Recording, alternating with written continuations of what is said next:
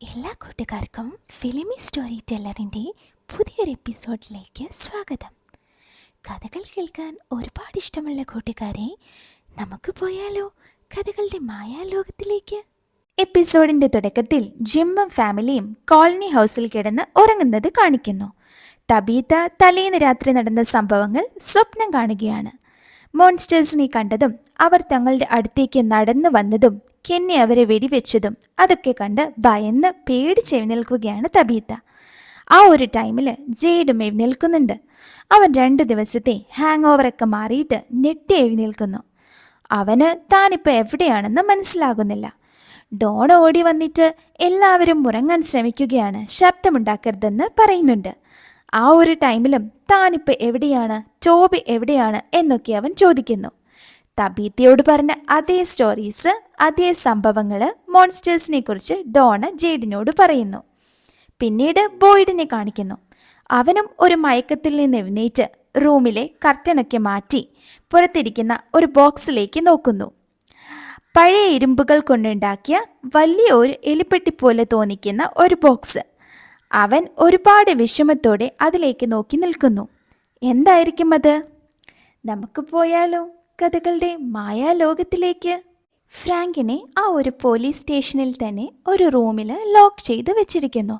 ഷെരീഫ് വന്നിട്ട് ഫ്രാങ്കിനോട് പറയുന്നുണ്ട്, ഇന്ന് രാത്രി നടക്കാൻ പോകുന്നത് നീ പേഴ്സണലായിട്ട് എടുക്കരുത്. ആ ഒരു സമയത്ത് ഫ്രാങ്ക് ഷെരീഫിനോട് പറയുന്നു, എൻ്റെ ഭാര്യ ലോറൻ, അവൾക്ക് നിങ്ങളെ ഒരുപാട് ഇഷ്ടമായിരുന്നു. എല്ലാവർക്കും ഇവിടെ നിന്ന് രക്ഷപ്പെടാൻ നിങ്ങളൊരു വഴി കണ്ടെത്തുമെന്ന് അവൾ എപ്പോഴും വിശ്വസിച്ചിരുന്നു. ഞാൻ ഇങ്ങനെയൊന്നും ആയിരുന്നില്ല എന്ന് ഫ്രാങ്ക് പറയുമ്പോൾ ഇവിടെയുള്ള ആരും ഇങ്ങനെയൊന്നും ആയിരുന്നില്ല എന്ന് ഷെരീഫ് പറയുന്നു.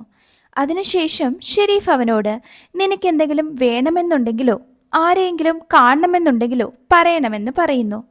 അപ്പോൾ ഫ്രാങ്ക് പറയുന്നുണ്ട്, എനിക്കൊരു കാര്യം ചെയ്യാൻ ആഗ്രഹമുണ്ട്. ഈ ഒരു സമയം ജേഡിനെ കാണിക്കുന്നു. അവനോട് ഡോണിയും ഏലിയാസും സംസാരിക്കുന്നു. പക്ഷേ അവന് അവർ പറയുന്നതൊന്നും മനസ്സിലാകുന്നില്ല. ടോബി എവിടെ? എന്തായാലും അവൻ തിരഞ്ഞെടുത്ത ജോലിക്കാരൊക്കെ വളരെ കഴിവുള്ളവരാണെന്ന് അവൻ പറയുന്നു. പക്ഷേ നിന്റെ അഭിനയം കുറച്ചുകൂടി ശരിയാകാനുണ്ടെന്ന് ഏലിയാസിനോട് പറയുന്നു. അവൻ ശരിക്കും ഇതൊരു ട്രിപ്പ് വന്നതാണെന്നും അവനെ കളിപ്പിക്കാൻ ടോബി ചെയ്യുന്നതാണ് ഇതൊക്കെയെന്ന് കരുതുന്നു. അതിനുശേഷം പസിൽ സോൾവ് ചെയ്യാനെന്ന് പറഞ്ഞ് അവൻ പുറത്തേക്ക് പോകുന്നു.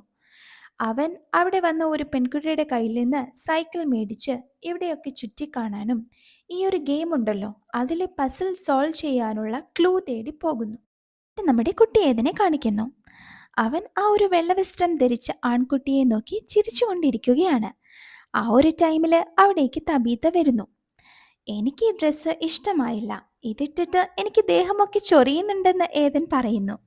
നിന്റെ അച്ഛൻ ആ വാനിൽ സാധനങ്ങളൊക്കെ എടുക്കാൻ പോയിട്ടുണ്ട്. ഇന്ന് രാത്രി നിന്റെ വസ്ത്രമിട്ട് തന്നെ ഉറങ്ങാമല്ലോ എന്ന് പറയുമ്പോൾ ജൂലി അവിടേക്ക് വന്നിട്ട്, നമ്മൾ എല്ലാവരും അച്ഛൻ്റെ കൂടെ പോവേണ്ടതായിരുന്നു എന്ന് പറയുന്നു. എനിക്ക് ആരും എൻ്റെ സാധനങ്ങൾ എടുക്കുന്നത് ഇഷ്ടമല്ല എന്ന് ജൂലി പറയുമ്പോൾ ഇവിടെയുള്ള ആരും അങ്ങനെ ചെയ്യാൻ പോകുന്നില്ലെന്ന് തബിത പറയുന്നു. അതിനുശേഷം കുട്ടി ഏതൻ, എത്ര നാൾ നമ്മൾ ഇവിടെ താമസിക്കേണ്ടി വരുമെന്ന് ചോദിക്കുമ്പോൾ നമുക്ക് നോക്കാമെന്ന് പറഞ്ഞിട്ട് കുട്ടി ഏതിന് വിശക്കുന്നുണ്ടോ എന്നും ബ്രേക്ക്ഫാസ്റ്റ് ഉണ്ടാക്കി തരാമെന്നും തബീത്ത പറയുന്നു. ആ ഒരു ടൈമിൽ ജൂലി താൻ നടന്നിട്ട് വരാമെന്ന് പറഞ്ഞ് പുറത്തേക്ക് പോകുന്നു. അതിനുശേഷം തബീത്ത അവിടെ നിന്ന് പോകുമ്പോൾ ആ ഒരു വെള്ള വസ്ത്രം ധരിച്ച കുട്ടി ഏതന് വീണ്ടും കൈവീശി കാണിക്കുന്നു. കെന്നിയും അവൻ്റെ അമ്മയും കാണിക്കുന്നു. അമ്മയ്ക്ക് ഇന്ന് വിശ്രമിക്കാമായിരുന്നില്ലേ എന്ന് ചോദിക്കുമ്പോൾ 5 മിനിറ്റിനകം റെസ്റ്റോറൻറ്റ് ഓപ്പൺ ആകും, ഒരുപാട് കാര്യങ്ങൾ ചെയ്യാനുണ്ടെന്ന് പറഞ്ഞ് അവനെ അവോയ്ഡ് ചെയ്യാൻ ശ്രമിക്കുകയാണ് അവൻ്റെ അമ്മ. ആ ഒരു സമയത്ത് അവരുടെ കയ്യിൽ നിന്ന് ഗ്ലാസ് വീണുടയുന്നു. സത്യത്തിൽ അവർ നല്ല വിഷമത്തിലാണ്. അത് ക്ലീൻ ചെയ്യുന്ന സമയം അവൻ്റെ അമ്മയുടെ കൈ മുറിയുന്നു. അവൻ്റെ അമ്മ അവനോട് ചോദിക്കുന്നുണ്ട്, ഞാൻ രാത്രി അവിടെ ഉണ്ടായിരുന്നെങ്കിൽ അച്ഛനെ രക്ഷിക്കാൻ കഴിയുമായിരുന്നോ എന്ന്. അമ്മ അവിടെ ഉണ്ടായിരുന്നെങ്കിലും പ്രത്യേകിച്ച് ഒന്നും സംഭവിക്കാൻ പോകുന്നില്ലെന്ന് കെനി പറയുന്നു. ആ ഒരു സമയം സോഫി അവിടെ വന്ന് ആ ഒരു പൊട്ടിയ ഗ്ലാസ് ക്ലീൻ ആക്കുന്നുണ്ട്. പിന്നീട് വിക്ടറിനെ കാണിക്കുന്നു. അവൻ അവിടെ എന്തോ അളന്നുകൊണ്ടിരിക്കുകയാണ്. നമ്മൾ കാല് വെച്ച് ചിലതൊക്കെ കുട്ടിക്കാലത്ത് അളന്ന് നോക്കാറില്ലേ, അതുപോലെ. കോളനി ഹൗസിൽ ജൂലിയെ കാണിക്കുന്നു. അവൾ അവിടെ വരാന്തയിൽ നിൽക്കുമ്പോൾ ഫാത്തിമ വന്ന് ബെറീസ് വേണോ എന്ന് ചോദിക്കുന്നുണ്ട്. അവൾ വേണ്ട എന്ന് പറയുന്നു. അവിടെ ഒരു ആപ്പിൾ മരമുണ്ട്, നിനക്ക് വേണേൽ അത് ട്രൈ ചെയ്യാമെന്ന് ഫാത്തിമ പറയുമ്പോൾ നിങ്ങളിവിടെ സ്വന്തമായി കൃഷി ചെയ്യുന്നുണ്ടോ എന്നവൾ ചോദിക്കുന്നു. ഇവിടെയുള്ള സൂപ്പർ മാർക്കറ്റൊക്കെ മോശമാണെന്ന് ഫാത്തിമ തമാശയായി പറയുന്നുണ്ട്. നിന്റെ അച്ഛനും ഏലിയാസും ഉടൻ തിരിച്ചു വരും. നിന്റെ സ്വന്തം സാധനങ്ങൾ കിട്ടുമ്പോൾ നിനക്ക് കുറച്ച് സന്തോഷമാകും എന്ന് ഫാത്തിമ പറയുമ്പോൾ ആ ആകുമായിരിക്കും എന്ന് ജൂലി പറയുന്നു. പിന്നീട് അവൾ ഒരുപാട് മാനസികമായി തകർന്ന ഒരു അവസ്ഥയിലാണെന്ന് മനസ്സിലാക്കി ഫാത്തിമ അവളെ ആശ്വസിപ്പിക്കുന്നുണ്ട്. പിന്നീട് ജിമ്മ് വാനിൽ നിന്ന് കുട്ടി ഏതന് ഡ്രസ്സും അവൻ്റെ സ്റ്റോറി ബുക്സും കൊണ്ടുകൊടുക്കുന്നു.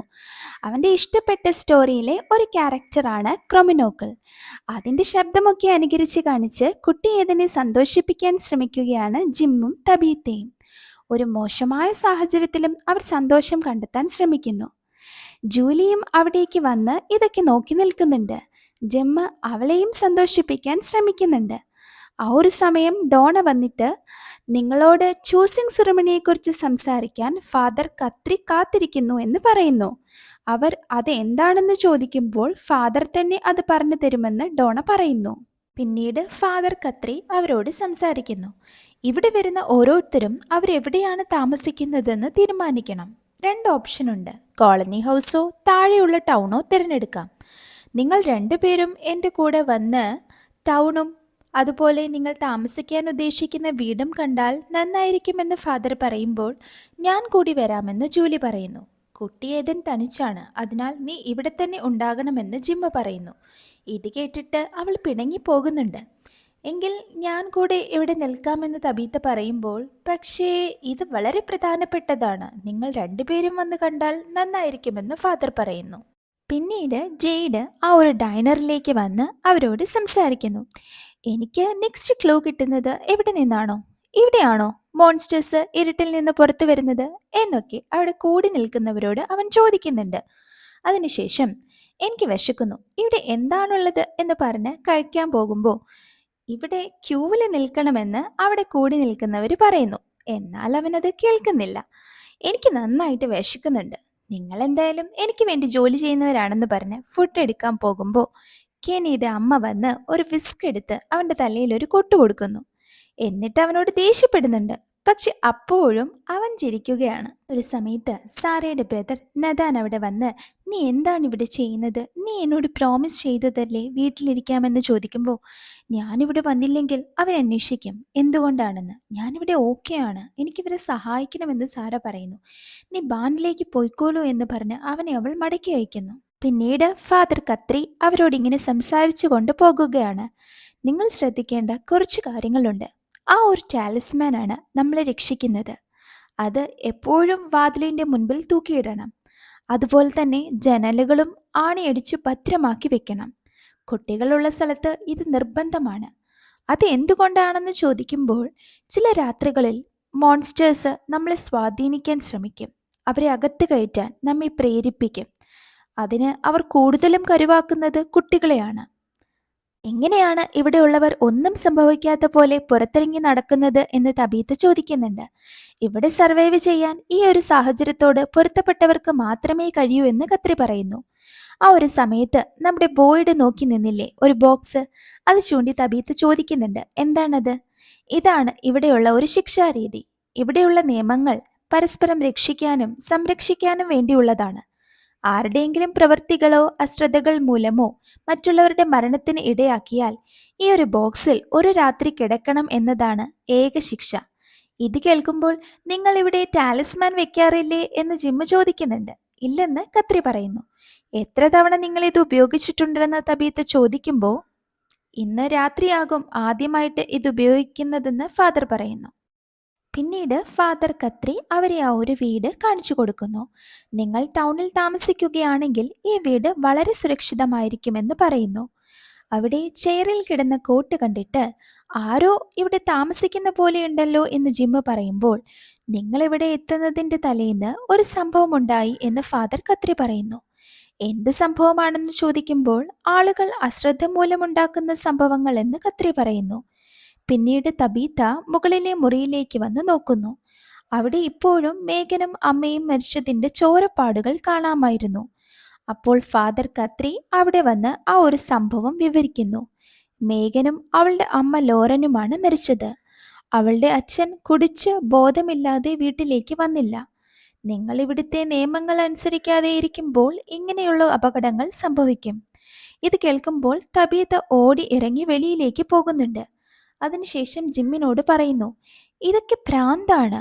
ആ സ്ത്രീയും മകളും ക്രൂരമായി കൊല്ലപ്പെട്ടു. ഇപ്പോൾ അവരുടെ ഭർത്താവിനെ കൂടി കൊല്ലാൻ ആ ബോക്സിലേക്ക് ഇടുന്നു. ജിം അപ്പോൾ പറയുന്നുണ്ട്, നമ്മൾ നിയമങ്ങൾ പാലിക്കുകയാണെങ്കിൽ ഒരു കുഴപ്പവും വരില്ലെന്ന് ഫാദർ പറഞ്ഞില്ലേ. എന്തിനാണ് ജിം നിങ്ങൾ ഇവർ പറയുന്നതൊക്കെ മുഖവിലേക്കെടുക്കുന്നത് എന്ന് തബീത്ത് ചോദിക്കുമ്പോൾ, കാരണം ഞാൻ മാത്രമാണ് ആ ജീവികളുടെ ശബ്ദം കേട്ടത്. ഇപ്പോഴും അതെൻ്റെ കാതിൽ കേൾക്കാൻ എനിക്ക് പറ്റുന്നുണ്ട് എന്ന് ജിമ്മ പറയുന്നു. നമ്മളിവിടെ പെട്ടുപോയി. അതാണ് റിയാലിറ്റി. അതുകൊണ്ട് പുറത്തു കിടക്കാൻ നമുക്കൊരു വഴി കണ്ടുപിടിക്കാമെന്ന് ജിമ്മ പറയുന്നു. പിന്നീട് ഷെരീഫ് ഫ്രാങ്കിനെയും കൂട്ടിക്കൊണ്ട് ഒരു സ്ഥലത്തേക്ക് വരുന്നു. ഇതാണ് മേഗന് ഏറ്റവും ഇഷ്ടപ്പെട്ട സ്ഥലമെന്ന് ഫ്രാങ്ക് പറയുന്നു. അവൾക്ക് വേണ്ടിയാണ് ഞാൻ ഊഞ്ഞാലുണ്ടാക്കിയത്. അവൾക്ക് ഉയരത്തിലാടുന്നതായിരുന്നു ഇഷ്ടം. പക്ഷേ ലോറന് പേടിയായിരുന്നു. അതിനുശേഷം ഫ്രാങ്ക്, നിങ്ങൾ എന്നെ അവരുടെ അടുത്ത് തന്നെ അടക്കം ചെയ്യുമോ എന്ന് ചോദിക്കുമ്പോൾ, അതെ തീർച്ചയായും എന്ന് ഷെരീഫ് പറയുന്നു. ഷെരീഫും ഫ്രാങ്കിനെ പോലെ തന്നെ ഒരുപാട് വിഷമിക്കുന്നുണ്ട്. ഞാനിവിടെ കുറച്ചു നേരം ഒറ്റയ്ക്ക് നിൽക്കാമെന്ന് പറഞ്ഞ് ഫ്രാങ്ക് അവിടെ തന്നെ നിൽക്കുന്നു. ഷെരീഫ് വളരെ വിഷമത്തോടെ കുറച്ചു ദൂരം മാറി നിൽക്കുന്നു. പിന്നീട് കുട്ടിയേതിന് കാല് പരിക്ക് പറ്റിയതുകൊണ്ട് അവന് നടക്കാനുള്ള ഒരു വടിയൊക്കെ ഏലിയാസ് ശരിയാക്കി കൊടുക്കുന്നു. അവൻ അത് വെച്ച് പതുക്കെ നടന്നു നോക്കുന്നുണ്ട്. ഇത് കണ്ടിട്ട്, നിങ്ങൾ എന്തിനാണ് ഞങ്ങളെ ഇങ്ങനെ സഹായിക്കുന്നത്? നിങ്ങൾക്ക് ഞങ്ങളെ അറിയുകയേ ഇല്ലല്ലോ എന്ന് ജൂലി ചോദിക്കുമ്പോൾ, ഇതാണ് നമ്മൾ ചെയ്യുക എന്ന് ഫാത്തിമ പറയുന്നു. പിന്നീട് ജെയ്ഡ് കെനിയോട് സംസാരിക്കുന്നു. ഈ ബിൽഡിങ്ങിൽ എന്തെങ്കിലും ക്ലൂ ഉണ്ടോ എന്ന് ജെയ്ഡ് കെനിയോട് ചോദിക്കുന്നു. അവൻ ഇതൊരു ഗെയിം ആണെന്ന് തന്നെ കരുതിയിരിക്കുകയാണ്. സാധാരണ ഏത് ഡയറക്ഷനിലാണ് നെക്സ്റ്റ് ലെവലിലേക്ക് പോകേണ്ടത് എന്നൊക്കെ ഒരു ക്ലൂ എങ്കിലും ഉണ്ടാവുമെന്ന് അവൻ പറയുന്നു. ഇതൊക്കെ കേട്ടിട്ട്, നിങ്ങളോട് ആരെങ്കിലും സംസാരിച്ചിരുന്നോ എന്ന് കെനി ചോദിക്കുന്നുണ്ട്. ആ വലിയ വീട്ടിലുള്ള ഡോണ എനിക്ക് ഇൻട്രൊഡക്ഷനൊക്കെ തന്നു. മോൺസ്റ്റേഴ്സിനെ കുറിച്ച്, ടോബി മരിച്ചതിനെ കുറിച്ച് ഒക്കെ പറഞ്ഞു. പക്ഷേ അടുത്ത ലെവലിലേക്ക് പോകാനുള്ള ഹിൻ്റൊന്നും തന്നില്ല. അതിനുശേഷം അവൻ കെന്നിയോട് ചോദിക്കുന്നുണ്ട്, നിന്റെ കയ്യിൽ നിന്ന് എന്തെങ്കിലും ക്ലൂ കിട്ടുമോ? എന്തെങ്കിലും ക്രിപ്റ്റിക് ഡയറക്ഷൻ, അങ്ങനെ എന്തെങ്കിലും? എന്നിട്ട് കുഴപ്പമില്ല, ഞാൻ തന്നെ കണ്ടുപിടിച്ചോളാം എന്ന് പറഞ്ഞ് പുറത്തേക്ക് പോകുന്നു. ആ ഒരു ടൈമിൽ ക്രിസ്റ്റി അവിടേക്ക് വരുന്നുണ്ട്. ക്രിസ്റ്റിയും കെനിയും ജേഡിനെ കുറിച്ച് സംസാരിക്കുന്നു. ഇവന്റെ പോക്ക് മരണത്തിലേക്കാണെന്ന് തോന്നുന്നു എന്ന് കെനി പറയുന്നു. അമ്മ എങ്ങനെയുണ്ടെന്ന് കെനിയോട് ചോദിക്കുമ്പോൾ, എന്തിനേയും നിഷേധിക്കുക അല്ലെങ്കിൽ അവഗണിക്കുക എന്ന് പറയുന്നത് ഞങ്ങളുടെ കുടുംബത്തിന്റെ പ്രത്യേകതയാണെന്ന് കെനി പറയുന്നു. ക്രിസ്റ്റി കെനിയുടെ കൈ പിടിച്ച് അവനെ സമാധാനിപ്പിക്കുന്നുണ്ട്. വിക്ടറിനെ കാണിക്കുന്നു. അവനിങ്ങനെ കാല് വെച്ച് അളന്നുകൊണ്ടിരിക്കുകയാണ്. ആ ഒരു ടൈമിൽ കുട്ടിയേതൻ വന്നിട്ട് വിക്ടറിനോട് ചോദിക്കുന്നു, എന്താണ് നീ ചെയ്യുന്നത്? നീ ഇവിടേക്ക് വരാൻ പാടില്ലെന്ന് വിക്ടർ പറയുമ്പോൾ, നിങ്ങൾ എന്തെങ്കിലും തിരയുകയാണോ എന്ന് കുട്ടിയേതൻ ചോദിക്കുന്നു. ഞാൻ കളഞ്ഞുപോയ സാധനങ്ങൾ കണ്ടുപിടിക്കുന്നതിൽ മിടുക്കനാണ്, ഞാൻ സഹായിക്കാമെന്നവൻ പറയുമ്പോൾ, ഞാനൊന്നും തിരയുകയല്ല, ഞാൻ പരിശോധിക്കുകയാണെന്ന് പറയുന്നു. എന്താണ് നിങ്ങൾ പരിശോധിക്കുന്നത് എന്ന് കുട്ടിയേതൻ ചോദിക്കുമ്പോൾ, നീ ഒരുപാട് ക്വസ്റ്റ്യൻസ് ചോദിക്കുന്നു. നിന്റെ അച്ഛനും അമ്മയും തിരിച്ചു വന്നിട്ട് നിന്നെ ഇവിടെ കണ്ടാൽ അവർ എന്നെ കുറ്റപ്പെടുത്തും. ഇത് ഡോണെ അറിഞ്ഞാൽ പിന്നെ എനിക്ക് പീച്ചസ് തരില്ലെന്ന് വിക്ടർ പറയുന്നു. വിക്ടർ പറയുന്നത് കുട്ടിയേതന് മനസ്സിലാകുന്നില്ല. നീ എന്താണ് പറയുന്നതെന്ന് കുട്ടിയേതൻ ചോദിക്കുമ്പോൾ, നീ ഇവിടുന്ന് പോകൂ എന്ന് പറയാണ് വിക്ടർ. ആ ഒരു സമയത്ത് കുട്ടിയേതൻ ചോദിക്കുന്നുണ്ട്, ഇവിടെ താമസിക്കുന്ന ഒരു കുട്ടിയെ നിങ്ങൾ കണ്ടിട്ടുണ്ടോ? അവൻ അകത്തേക്ക് വരാറില്ല, ഇതിൻ്റെ പുറത്ത് മാത്രമേ കണ്ടിട്ടുള്ളൂ. അതുകൊണ്ട് അവൻ ഇവിടെ എവിടെയോ താമസിക്കുന്നതാണെന്ന് ഞാൻ ഊഹിച്ചു. ഞങ്ങൾ സുഹൃത്തുക്കളാണെന്ന് കുട്ടിയേതൻ പറയുമ്പോൾ, സുഹൃത്തുക്കളുള്ളത് നല്ലതാണെന്ന് വിക്ടർ പറയുന്നു. അതിനുശേഷം കുട്ടിയേതനോട് വിക്ടർ പറയുന്നുണ്ട്, ഞാൻ മരങ്ങൾ മൂവ് ചെയ്യുന്നുണ്ടോ എന്നാണ് പരിശോധിക്കുന്നത്. ഏതൻ വളരെ എക്സൈറ്റഡ് ആയിട്ട് ചോദിക്കുന്നുണ്ട്, ശരിക്കും അത് മൂവ് ചെയ്യുന്നുണ്ടോ? അറിയില്ല, ഞാൻ പരിശോധിച്ചുകൊണ്ടിരിക്കുകയാണെന്ന് വിക്ടർ പറയുന്നു. ആ ഒരു ടൈമിൽ ജൂലി വന്ന് ഏതനെ വിളിക്കുന്നു. മരങ്ങളെക്കുറിച്ച് എന്നെ അറിയിക്കുമോ എന്ന് വിക്ടറോട് ഏതൻ ചോദിക്കുന്നു. അറിയിക്കാമെന്ന് വിക്ടർ പറയുന്നു. അതിനുശേഷം വിക്ടർ ഏതനോട് പറയുന്നു, നിൻ്റെ ആ ഫ്രണ്ടിനോട് ഞാൻ ഹലോ പറഞ്ഞു എന്ന് പറയണം. അതിനുശേഷം ഏതനകത്തേക്ക് പോകുമ്പോൾ ജൂലി അവനോട് വിക്ടറോട് സംസാരിക്കരുതെന്ന് പറയുന്നു. അത് എന്തുകൊണ്ടാണെന്ന് ചോദിക്കുമ്പോൾ, അയാൾ ഒരു കിറുക്കനാണെന്ന് ജൂലി പറയുന്നു. അയാൾ കിറുക്കനൊന്നുമല്ല. മരങ്ങൾ മൂവ് ചെയ്യുന്നുണ്ടോ എന്ന് മാത്രമാണ് അയാൾ പരിശോധിക്കുന്നത് എന്ന് പറയുമ്പോൾ, ആ, അത് വളരെ നോർമൽ ആയിട്ടുള്ളവർ ചെയ്യുന്നതാണല്ലോ എന്ന് ജൂലി പറയുന്നു. അതിനുശേഷം ജെയ്ഡ് സൈക്കിൾ ഓടിച്ച് ഒരു സ്ഥലത്തേക്ക് എത്തുന്നു. അവിടെ ഒരു ഡോറ് കാണുന്നു. അവൻ അത് തുറന്നു നോക്കുന്നു. ആ മുറിയിലുള്ള ഒരു ലൈറ്റ് ഇട്ട് അവിടെയുള്ള ഒരു പലകയടിച്ച ഡോറ് തുറന്നു നോക്കുമ്പോൾ ഒരു കല്ല് വീണ് മരിച്ച മനുഷ്യനെ കാണുന്നു. അവൻ അത് നോക്കി നിൽക്കുമ്പോൾ അതിന് ജീവൻ വെക്കുന്നു. അവൻ പേടിച്ച് അവിടെ മറിഞ്ഞു വീഴുന്നു. പിന്നീട് നോക്കുമ്പോൾ ആ മനുഷ്യനെ കാണുന്നില്ല. അവനപ്പോൾ അവിടെ ഒരു സിംബൽ മാത്രം കാണുന്നു. ഇതൊക്കെ കണ്ടിട്ട് അവൻ ചിരിച്ചുകൊണ്ട് പുറത്തേക്ക് പോകുന്നു. പിന്നീട് ബോയ്ഡിനെ കാണിക്കുന്നു. അവൻ ആ ഒരു ചർച്ചിൽ വന്നിരിക്കുകയാണ്. ഇത് അപൂർവമായ കാഴ്ചയാണല്ലോ എന്ന് ഫാദർ പറയുമ്പോൾ, പ്രാർത്ഥിച്ചിട്ട് കാര്യമൊന്നുമില്ല, ഉത്തരം കിട്ടുന്നില്ല എന്ന് ബോയ്ഡ് പറയുന്നു. നീ അത് കേൾക്കാൻ ശ്രമിക്കാത്തത് കൊണ്ടാണെന്ന് ഫാദർ പറയുന്നു. പിന്നീട് ബോയ്ഡ് പറയുന്നു, ഫ്രാങ്കിനെ ആ ബോക്സിലിടുന്ന പ്രവൃത്തി എനിക്ക് ചെയ്യാൻ കഴിയില്ല. ഞാൻ ആ ബോക്സ് ആളുകളെ ഭയപ്പെടുത്താൻ മാത്രം ഉണ്ടാക്കിയതാണ്, ആരെയും ശിക്ഷിക്കാനല്ല. ശരി, നീ ഫ്രാങ്കിനോട് ക്ഷമിച്ചു എന്നിരിക്കട്ടെ. അടുത്ത തവണ എന്ത് സംഭവിക്കും? നീ ഒരുപാട് തവണ ഫ്രാങ്കിനെ വോൺ ചെയ്തിട്ടുണ്ട്. അവനെ വോൺ ചെയ്യുന്നതും ആളുകൾ കണ്ടിട്ടുണ്ട്. അവനെ വെറുതെ വിട്ടാൽ ആളുകൾ എങ്ങനെ പ്രതികരിക്കും? ഇവിടെയുള്ള നിയമങ്ങൾ ആളുകൾ പിന്നീട് എങ്ങനെ പാലിക്കും? ബോയ്ഡ് ഇടയ്ക്ക് കയറി പറയുന്നുണ്ട്, നിങ്ങൾ എന്നോട് കരുണയുടെ ഗുണങ്ങളെക്കുറിച്ച് സംസാരിക്കുമെന്ന് ഞാൻ കരുതി. പക്ഷെ നിങ്ങൾ ശരിക്കും മോശമായൊരു പ്രീസ്റ്റ് ആണെന്ന് പറഞ്ഞിട്ട് ബോയ്ഡ് അവിടെ നിന്ന് പോകുന്നു. അതിനുശേഷം ബോയ്ഡ് ആ ബോക്സ് ഇരിക്കുന്ന സ്ഥലത്ത് വന്ന് അത് ഓപ്പൺ ചെയ്ത് അവിടെ ഇരിക്കുന്നു. അവന് ഫ്രാങ്കിനെ അതിലേക്കിടാൻ നല്ല വിഷമമുണ്ട്.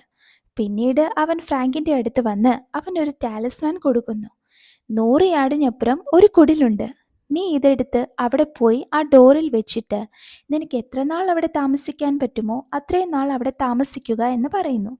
ഫ്രാങ്ക് ആ ഒരു ടാലിസ്മാൻ കയ്യിലെടുത്തിട്ട് ചോദിക്കുന്നു, നിങ്ങൾ എല്ലാവരോടും എന്ത് പറയും? ആ ഒരു ടൈമിൽ ഒന്നും പറയാതെ ബോയ്ഡ് അവിടെ നിന്ന് പോകുന്നു. പിന്നീട് ആ ഒരു ചൂസിംഗ് സെറമണി കാണിക്കുകയാണ്. ഇവിടെ വന്നതിന് എല്ലാവരോടും ഫാദർ കത്രി ആദ്യം തന്നെ നന്ദി പറയുന്നു. പുതിയതായി വന്ന ആളുകൾ താമസിക്കാൻ സ്ഥലം തിരഞ്ഞെടുക്കുന്ന സമയമാണിത്. നമ്മുടെ നിയമങ്ങൾ അനുസരിച്ച് ടൗണിലുള്ള മനുഷ്യരുടെ കൂടെ വീടുകളിലേക്ക് മടങ്ങിപ്പോകാനുള്ള വഴി കണ്ടെത്തുന്നത് വരെ താമസിക്കാൻ ആഗ്രഹമുണ്ടെങ്കിൽ കല്ല് തിരഞ്ഞെടുക്കുക. അതല്ല, കോളനി ഹൗസിലെ മനുഷ്യരുടെ കൂടെയാണ് താമസിക്കാൻ ആഗ്രഹമെങ്കിൽ പൂവ് തിരഞ്ഞെടുക്കുക. ഒരിക്കൽ തിരഞ്ഞെടുത്താൽ ആ തീരുമാനം അന്തിമമായിരിക്കും. ആ ഒരു സമയം ഫാദർ കത്രിയോട് അനുവാദം വാങ്ങി ബോയ്ഡ് സംസാരിക്കാൻ തുടങ്ങുന്നു. ഫ്രാങ്ക് ഒളിച്ചോടിപ്പോയി എന്നാണ് അവൻ പറയാൻ തുടങ്ങുന്നത്. അതവനെ രക്ഷിക്കാൻ വേണ്ടിയാണെങ്കിലും ആ ഒരു സമയം ഫ്രാങ്ക് അവിടേക്ക് വരുന്നു. എനിക്ക് കുറച്ച് കാര്യങ്ങൾ പറയാനുണ്ടെന്ന് ഫ്രാങ്ക് പറയുന്നു. ഞാൻ കഴിഞ്ഞ 2 ദിവസം സെല്ലിൽ കിടന്നുകൊണ്ട് ചിന്തിച്ചത് ക്രിസ്മസിനെ കുറിച്ചാണ്. കഴിഞ്ഞ ക്രിസ്മസ് ഞാനും മേഘനും ലോറനും ഒരുമിച്ചായിരുന്നു. ഞാൻ ഒരു നല്ല അച്ഛനായിരുന്നു. ഞാൻ ഇങ്ങനെ ആയിരുന്നില്ല. കഴിഞ്ഞ ക്രിസ്മസിന് ഞാൻ മേഘന് ഡോൾ ഹൗസ് വാങ്ങിക്കൊടുത്തു. അത് കിട്ടുമ്പോൾ അവൾ വളരെ സന്തോഷം. അവന് പലപ്പോഴും വാക്കുകൾ കിട്ടുന്നുണ്ടായിരുന്നില്ല. ഇവിടെയുള്ള മോൺസ്റ്റേഴ്സ് എൻ്റെ തലയിൽ കയറി എൻ്റെ ചിന്തകളെ സ്വാധീനിച്ചു. ശരിക്കും എന്താണ് വേണ്ടതെന്ന് ഞാൻ മറന്നുപോയി. നിങ്ങളെല്ലാവരും പരസ്പരം സംരക്ഷിക്കണമെന്ന് അവൻ പറയുന്നു. അതിനുശേഷം ആ ഒരു ടാലിസ്മാൻ അവൻ ഷെരീഫിന് കൊടുക്കുന്നു. ഞാൻ ലോകത്ത് സ്നേഹിച്ച 2 പേരും പോയി. എനിക്ക് വീണ്ടും അവരെ കാണണമെന്ന് പറയുകയാണ് ഫ്രാങ്ക്. ഈ ഒരു സമയത്ത് ജെയ്ഡ്, അയ്യോ ഫ്രാങ്ക് പോവല്ലേ, അയ്യോ ഫ്രാങ്ക് പോവല്ലേ എന്ന് പറഞ്ഞ് കളിയാക്കി സംസാരിക്കുന്നുണ്ട്. എന്നിട്ട് അവൻ ചിരിക്കുകയാണ്. ബോയ്ഡ് ദേഷ്യപ്പെട്ട് അവനെ പിടിച്ചുകൊണ്ടുവന്ന് ഏതെങ്കിലും ഒരെണ്ണം പിക്ക് ചെയ്യാൻ പറയുന്നു. അവൻ ഒരു കല്ല് തിരഞ്ഞെടുക്കുന്നു. അതിനുശേഷം ജെയ്ഡ് ബോയ്ഡിനോട് ദേഷ്യപ്പെടുന്നുണ്ട്. കെന്നി അവിടേക്ക് വന്ന് ചിലത് കാണിക്കാനുണ്ടെന്ന് പറഞ്ഞ് ജെയ്ഡിനെ കൂട്ടിക്കൊണ്ടു പോകുന്നു. പിന്നീട് ഫ്രാങ്കിനോട് ഒരു സ്ത്രീ വന്ന് പറയുന്നുണ്ട്, ഫ്രാങ്ക്, നീ ഇത് ചെയ്യരുത്. നമ്മൾ വേദനിച്ചിരിക്കുമ്പോൾ ഇങ്ങനെ തീരുമാനം എടുക്കരുതെന്ന് പറയുന്നു. ഞാൻ ഒരുപാട് നാളുകൾക്ക് ശേഷം തെളിഞ്ഞ മനസ്സോടെ എടുത്ത തീരുമാനമാണിതെന്ന് ഫ്രാങ്ക് പറയുന്നു. അതിനുശേഷം ബോയ്ഡ് വന്ന് ജിമ്മിനോട് ചോദിക്കുന്നു, ടൗണിൽ താമസിക്കുന്നോ അതോ കോളനി ഹൗസ് വേണമോ? ടൗൺ വേണമെന്ന് ജിമ്മ് പറയുന്നു. എല്ലാവരും പറയണമെന്ന് പറഞ്ഞിട്ട് ബോയ്ഡ് തബീത്തയോട് ചോദിക്കുന്നു. അവളും ടൗൺ എന്ന് പറയുന്നു. ഏതിനോട് ചോദിക്കുമ്പോൾ അവനും ടൗൺ എന്ന് പറയുന്നു. എന്നാൽ ജൂലിയോട് ചോദിക്കുമ്പോൾ അവൾ കോളനി ഹൗസ് എന്ന് പറയുന്നു. ഡോണയും അവളെ സപ്പോർട്ട് ചെയ്യുന്നുണ്ട്. അവൾക്ക് പ്രായം കുറവാണ്, അവൾക്ക് തിരഞ്ഞെടുക്കാൻ പറ്റില്ലെന്ന് തബീത്ത പറഞ്ഞ് ജൂലിയോട് ദേഷ്യപ്പെടുന്നുണ്ട്. നീ അവിടേക്ക് പോകേണ്ടതില്ലെന്ന് ഡോൺ ജൂലിയോട് പറയുന്നു. അവിടെ ഒരു ചെറിയ വഴക്കിലേക്ക് പോകുമ്പോൾ ഷെരീഫ് അവരെ ശാന്തരാക്കി ജൂലിയോട് വീണ്ടും ചോദിക്കുന്നു. അവൾ വീണ്ടും കോളനി ഹൗസ് എന്ന് തന്നെ പറയുന്നു. എങ്കിൽ ഞാനും അങ്ങോട്ടേക്ക് പോകാമെന്ന് തബീത്ത പറയുമ്പോൾ ജിം അത് സമ്മതിക്കുന്നില്ല. അവർ തമ്മിൽ വഴക്കുണ്ടാകാൻ പോകുമ്പോൾ ഷെരീഫ് അവരോട് പറയുന്നു, എൻ്റെ മകൻ അവിടെയുണ്ട്, അവൻ ജൂലിയെ നോക്കുമെന്ന് ഞാൻ നിങ്ങൾക്ക് വാക്ക് തരുന്നു. ജിം അത് ഓക്കെ പറയുന്നു. അതിനുശേഷം സൂര്യൻ അസ്തമിക്കാറായി. എല്ലാവരും വന്നതിന് നന്ദി പറഞ്ഞ് കത്രി ആ ഒരു സെറിമണി അവിടെ അവസാനിപ്പിക്കുന്നു. കെന്നി ജെയ്ഡിനെ ഒരിടത്തേക്ക് കൂട്ടിക്കൊണ്ടു പോകുന്നു. ബോയിഡ് ഷെരീഫിന്റെ ഇടപെടൽ അതിക്രമിച്ചിരിക്കുന്നു. നിങ്ങളൊരു കാർ എനിക്ക് വിളിച്ചു തന്നാൽ മതി, ഞാൻ പോയിക്കോളാം, എനിക്കിവിടെ മതിയായെന്ന് ജെയ്ഡ് പറയുന്നു. കെന്നി അവനോട് പറയുന്നുണ്ട്, ഇവിടെ ആരും നിന്നെ ഉപദ്രവിക്കാൻ ശ്രമിക്കുന്നതല്ല, പക്ഷേ ഇവിടെ എന്താണ് ശരിക്കും നടക്കുന്നതെന്ന് നീ മനസ്സിലാക്കണം. അത് പറഞ്ഞിട്ട് കെന്നി ടോബിയുടെ മൃതശരീരം ജെയ്ഡിനെ കാണിച്ചു കൊടുക്കുന്നു. അവൻ ഒരുപാട് ഷോക്കായിട്ടുണ്ട്. അതിനുശേഷം അവൻ അവിടെ ഇരുന്ന് പൊട്ടിക്കരയുന്നു. അതിനുശേഷം ഫ്രാങ്കിനെ കാണിക്കുന്നു. അവൻ ആ ഒരു ബോക്സിലേക്ക് അയക്കാൻ ബോയിഡും ഫാദർ കത്രിയും കുറച്ചു പേരും അവിടെ വന്നിട്ടുണ്ടായിരുന്നു. ബോയിഡ് അത് അവന് തുറന്നു കൊടുക്കുന്നു. ബോയിഡിനോട് അവൻ ചോദിക്കുന്നുണ്ട്, ഷെരീഫ്, നിങ്ങൾ ഈ മനുഷ്യരെയെല്ലാം വീടുകളിലേക്ക് തിരികെ എത്തിക്കില്ലേ? എനിക്ക് കഴിയുന്നത് പോലെ ഞാൻ ചെയ്യുമെന്ന് ഷെരീഫ് പറയുന്നു. അതിനുശേഷം ഷെരീഫ് അവന് സത്യം ചെയ്തു കൊടുക്കുന്നു. പിന്നീട് ആ ഒരു ബോക്സ് ക്ലോസ് ചെയ്യുന്നു. എല്ലാവരും പിരിഞ്ഞു പോകുന്നു. ഇവിടെ കെന്നിയുടെ അമ്മ സാധനങ്ങളൊക്കെ പെറുക്കി അടുക്കി വെച്ച് ഡൈനർ അടച്ച് വീട്ടിലേക്ക് പോകുന്നു. തബീത്തയും ജിമ്മും ഏതനും പുതിയ വീട്ടിലേക്ക് വരുന്നു. ജിമ്മ് കയ്യിലുള്ള ടാലിസ്മാൻ വീടിൻ്റെ മുൻപിൽ തൂക്കിയിടുന്നു. കെന്നിയുടെ അമ്മ അവൻ്റെ അച്ഛൻ്റെ ഫോട്ടോയുടെ മുൻപിൽ മെഴുകുതിരി കത്തിച്ച് പ്രാർത്ഥിക്കുകയാണ്. അവർ ഒരുപാട് കരയുന്നുണ്ട്. കെന്നി ജെയ്ഡിനെ കൂട്ടിക്കൊണ്ട് അവിടേക്ക് വരുന്നു. അവനിവിടെ കുറച്ചുനാൾ താമസിക്കാനുണ്ടാകുമെന്ന് പറയുന്നു. ഇവിടെ കുട്ടിയേതൻ ഉറങ്ങാൻ കിടക്കുന്നു. അച്ഛനും അമ്മയും ഇവിടെ എൻ്റെ കൂടെ ഉറങ്ങാമോ എന്ന് അവൻ ചോദിക്കുന്നു. നമ്മളെല്ലാവരും ഒരുമിച്ചാണ് ഉറങ്ങുന്നതെന്ന് തബീത്ത പറയുന്നു. ജൂലി തിരിച്ചു വരുമോ എന്ന് കുട്ടിയേതൻ ചോദിക്കുമ്പോൾ അവൾ കുന്നിൻ്റെ മുകളിൽ തന്നെ ഉണ്ടല്ലോ, ഏത് സമയം വേണമെങ്കിലും നിനക്ക് അവളെ പോയി കാണാമെന്ന് തബീത്ത പറയുന്നു. ഒരു സമയം ജിം അവിടേക്ക് വന്ന് നമ്മൾക്ക് കഥകൾ വായിക്കാമെന്ന് പറഞ്ഞ് കുട്ടിയേതന് കഥകൾ വായിച്ചു കൊടുക്കുന്നു. പിന്നീട് കോളനി ഹൗസ് കാണിക്കുന്നു. അവിടെ ഡോണ ജൂലിയെ കോളനി ഹൗസിലെ ഫാമിലിയിലേക്ക് സ്വാഗതം ചെയ്യുന്നു. ആ ഒരു രാത്രിയുടെ ആഗമനത്തിൽ അവരെല്ലാവരും അത് ആഘോഷമാക്കുകയാണ്. ബോയിഡ് ഫ്രാങ്കിനെ ആ ബോക്സിൽ ആക്കിയതിൻ്റെ വിഷമത്തിലാണ്. മറ്റുള്ളവരുടെ മുൻപിൽ സ്ട്രോങ് ആണെങ്കിലും ഒരാളെ മോൺസ്റ്റേഴ്സിൻ്റെ മുൻപിൽ എറിഞ്ഞു കൊടുക്കുന്നതിനെ അംഗീകരിക്കാൻ അയാളുടെ മനസ്സിന് കഴിയുന്നില്ല. ഇവിടെ ഫ്രാങ്ക് ആ ബോക്സിൽ പേടിച്ച് മോൺസ്റ്റേഴ്സിനെയും കാത്തു നിൽക്കുന്നു. അവരവിടെ വന്ന് നിൽക്കുന്നത് ഫ്രാങ്ക് കാണുന്നു. അവരുടെ അടക്കിപ്പിടിച്ച സംസാരങ്ങൾ ഫ്രാങ്ക് കേൾക്കുന്നു. ബോയിഡിന് അവിടെ എന്താണ് സംഭവിക്കുന്നത് എന്ന് നോക്കണമെന്നുണ്ട്.